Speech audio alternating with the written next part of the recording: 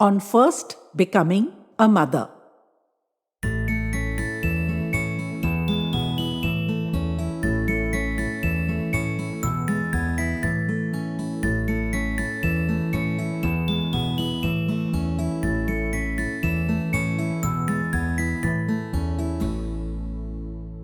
I was still surfacing layer by layer from a deep sleep, but the fear was already kicking in. Like a disc jockey at his console, ramping up the volume on the new number with one hand while sliding it down on the old one with the other. Another human life was so much responsibility. And a tiny, frail, helpless human life at that. She couldn't hold her head up yet, or focus her eyes, or control her limbs. What made me believe I could fulfill the role of caregiver for such a totally dependent scrap? I had no experience, no training, no knowledge except what I'd read from books in the last few months, hardly a solid basis on which one should be given charge of another living being. Yet everyone I'd spoken to assured me I'd figure it out. This was just starting trouble, they told me. Natural fear upon first motherhood. Did they mean I was expected to go through this whole tension-filled business again and take on a second life while this one still needed me? How could I manage two when I wasn't even sure of one? People must be mad. But the very thought of a second one had chased every last vestige of restfulness from my body. I was fully awake now and taut as a coiled spring from head to toe. My eyes were squeezed shut, hanging desperately onto the silence and unready yet to face the endlessly demanding creature. For such a tiny thing, she could set up a massive racket. I'd almost fallen apart the first time I'd witnessed it. It created a spiral of urgency, terror, and inadequacy in me. And I was suddenly all thumbs. I knew it was either an input issue or an output issue. Babies tend to have only those two, I've learnt very quickly.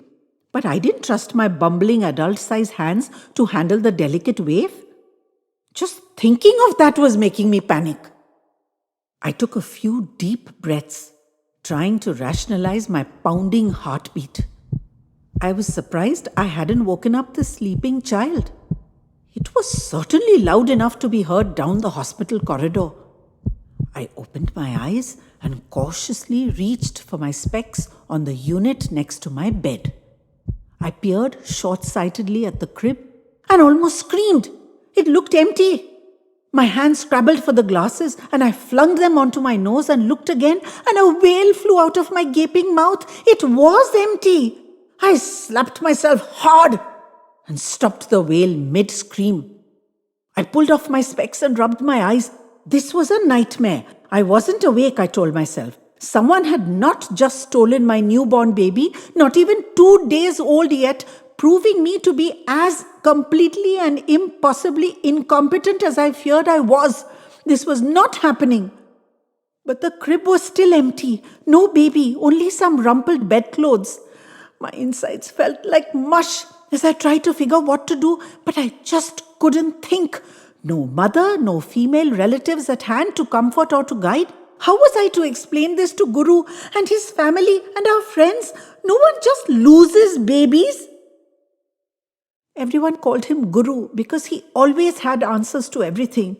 But I think even his legendary cool would abandon him if his wife told him she had somehow lost a 2-day-old baby from its crib as she slept on, blissfully unaware. I lunged for the nurse's bell and rang it about a dozen times. But I couldn't just sit there and wait for her arrival. I got up, intending to rush out and meet her on the way. But the tidal wave of panic had released whatever bit of control I had on my own body, and the moment I rose to my feet, I knew I had to go to the loo first.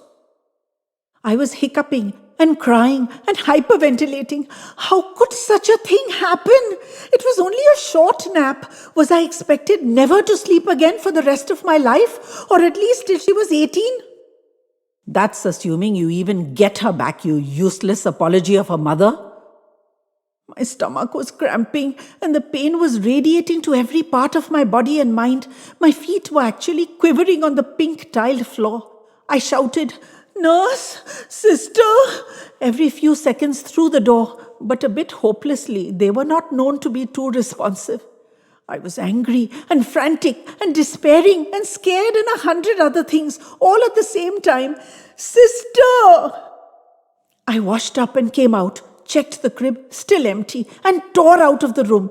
I ran like a demented creature towards the nurse's station, yelling, "Sister! Sister!" It wasn't visiting hours yet, so there was no one around, but doors had started opening and people were looking out to see who this mad creature was, shrieking like a human siren passing along the empty corridors.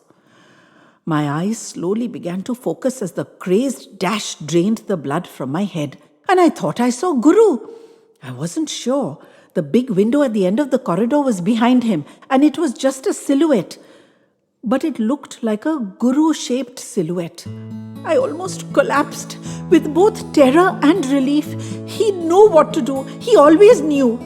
I stopped in my tracks and permitted the terrified tears I'd been trying to choke back to come rolling out unheeded.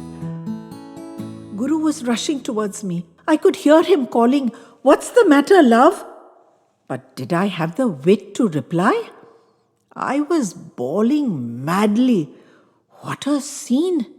Every door was full. People were staring, but I was beyond consolation. What did all this matter when I'd let my baby be stolen from beside me as I slept? I felt myself enveloped in Guru's arm. He pulled me to his chest and made crooning sounds. With just one arm? He couldn't spare both arms to console me in such an extremity? As that thought struck me, another thing struck me too. A baby was crying, right there in my ear. My eyes flew open, and instantly I saw why Guru didn't have two arms to hug me. His other arm was occupied holding our baby. She was safe. She wasn't stolen, or at least not by some unknown person. I struggled out of his grip. I slapped Guru hard on his cheek, grabbed the little screaming bundle from him, and marched off purposefully towards my room. People disappeared from their doorways as I progressed. Must have been terrified I'd lash out at them too. I'd seen the shock on Guru's face. He must have wondered where the hell that came from. But he deserved it. The idiot must have thought he'd let me sleep a bit longer.